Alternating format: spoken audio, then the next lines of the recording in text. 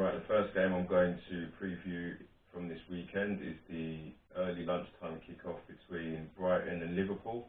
Brighton being the home side at the Amex Stadium. There's a massive contrast between the forms of the two sides. You know, if we first mention Brighton, you know, at the beginning of the season, everybody was talking about them being, you know, contenders for the top four positions. The way they were playing football, they were scoring some good goals. Notably, they had a good result against this weekend's opponents, you know, in the 2-2 at Anfield. You know, not many people go to Anfield and get a result in which they did. But, you know, since sort of November, December, they started turning them wins into draws, and now the draws are turning into losses. You know, they've lost their last 4 games. The last time they won at home was at Boxing Day to Brentford, who they now found themselves in and around the same positions in the table. The goals are kind of dried up. You know, Neil Maupay scored sort of 8 goals and 2 assists in this season, which is good going for a team of their stature. But you know, the goals are all round have dried up. Danny Welbeck was scoring goals, but then they've dried up there. And they've got players like Trossard and Gross, so again, they're not really stepping up to the plate. They're still playing the same type of football, but they don't seem to have a plan B. So if the nice football gets sussed out, and they're losing the game, that's the way they keep going. So it's unfortunate. You know, Brighton will be happy that they accumulated the points, and you know, there'll be another season for them in the Premier League.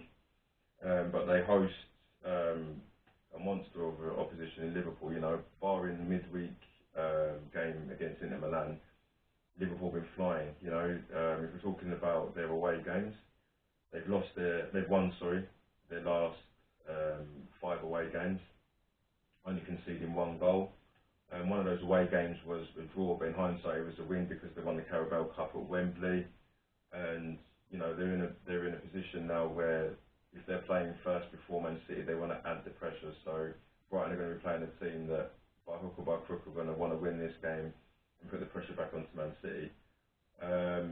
You know, whatever front 3 Liverpool go with, you know, you could take 2 of them out and put another 3 out, and they're pretty much capable of beating anybody. You know, they brought in Jota, who's, you know, second top goal scorer in the league behind Salah and Mane. So their main front 3 are the top 3 goal scorers in the league. You've got Luis Diaz, who's added another dimension, and Bobby Firmino, even though he's not been, you know, at his best, he's still somebody that can produce and score vital goals. So I think, you know, Liverpool's defence won't be breached because Brighton aren't scoring the goals, and Liverpool's defence is solid, and you know, not many defences in the Premier League can deal with their form of attack. So I'm going to go with a Brighton to lose to 0 to Liverpool. I think Liverpool will win 2-0.